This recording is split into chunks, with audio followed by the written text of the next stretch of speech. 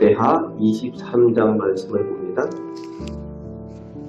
유다왕 아하시야가 죽게 되었을 때 이세벨의 딸 아달랴는 자기 아들이 죽는 것을 보고 권력에 욕심이 생깁니다. 그래서 자기 손자들을 다 죽이고 스스로 여왕이 되어서 나라를 7년 동안 다스립니다.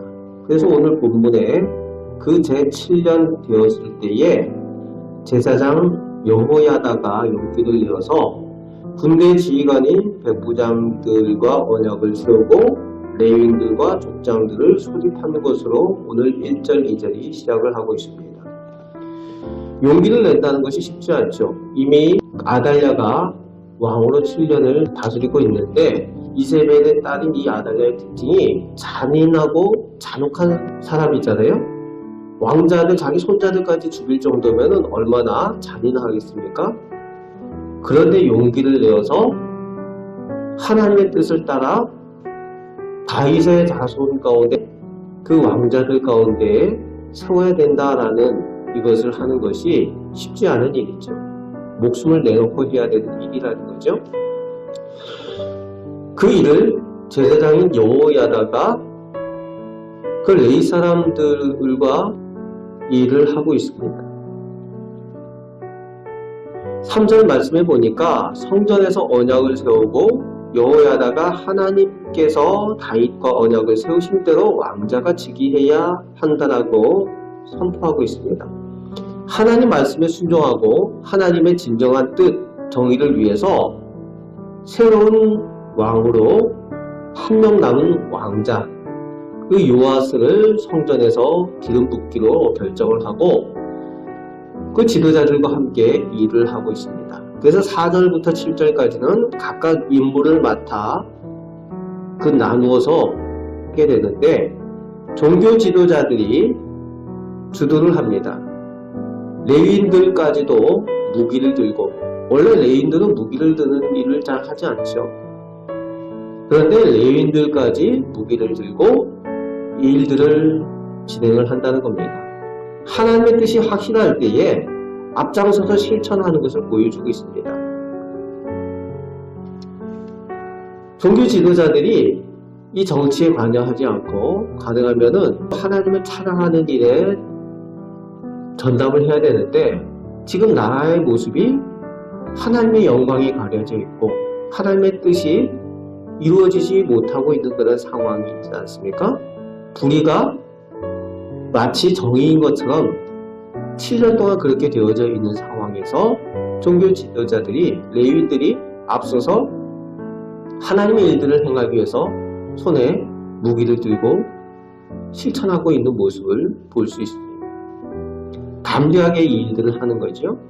하지만 아무나 성전에 들어올 수 없게 합니다.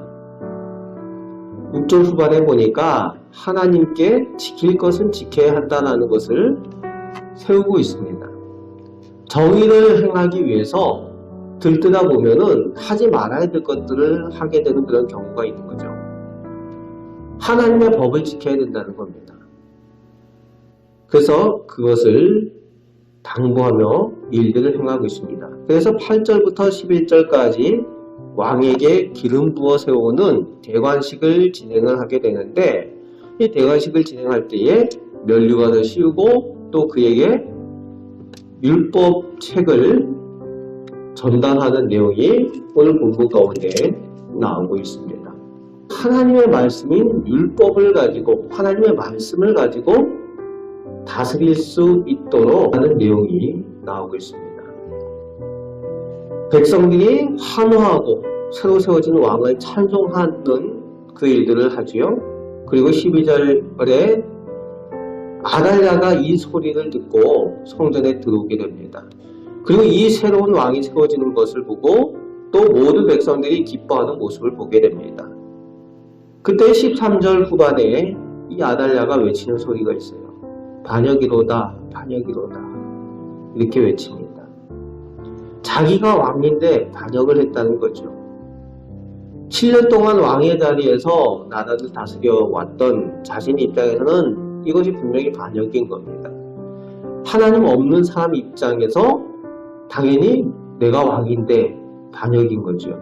하지만 하나님 입장에서 보면은 아달랴가 반역을 한 거죠.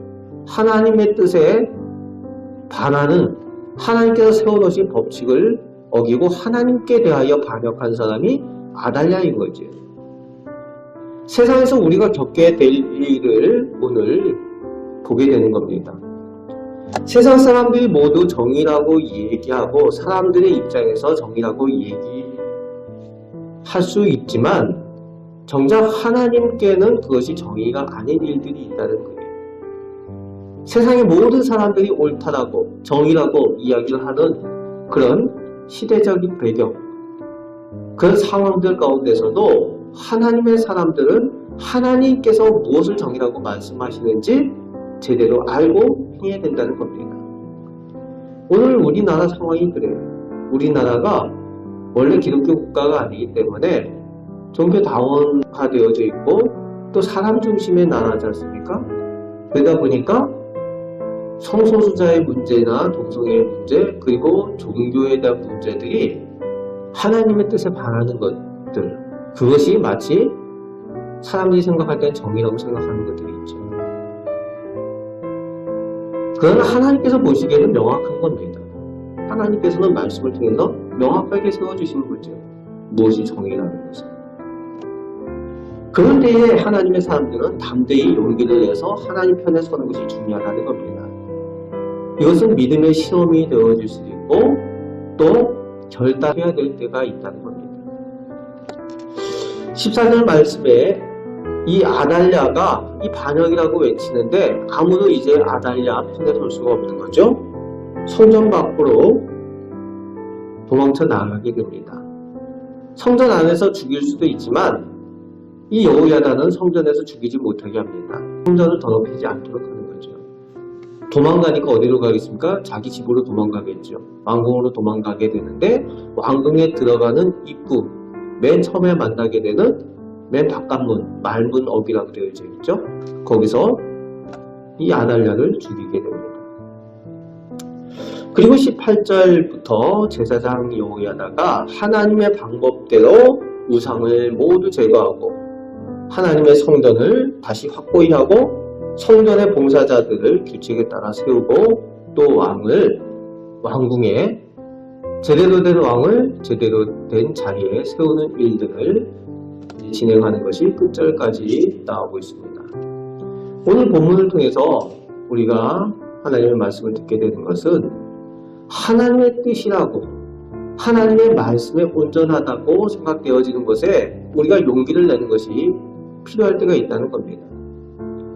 하나님의 뜻이다라고 하면은 앞장서서 우리가 실천하기 위해서 최선을 다할 필요가 있다는 거예요. 세상 사람들이 다 이야기하는 것들이 아니라 하나님께서 말씀하시는 것, 그것을 위해서 하나님의 사람들은 온전히 헌신하고 또 봉사하고 섬기는 일들에 앞장서야 될 줄로 믿습니다.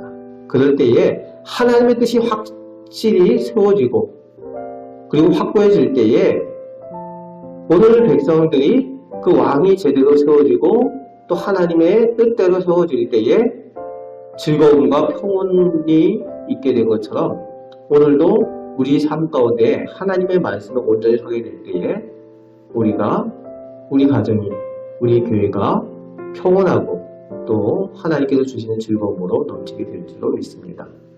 오늘 하나님께서 주시는 이 말씀을 가지고 또 승리하며 살아가시는 우리 복된 성도들 되시길 바랍니다. 아멘. 기도하겠습니다. 하나님, 저희를 사랑하여 주심을 감사드립니다.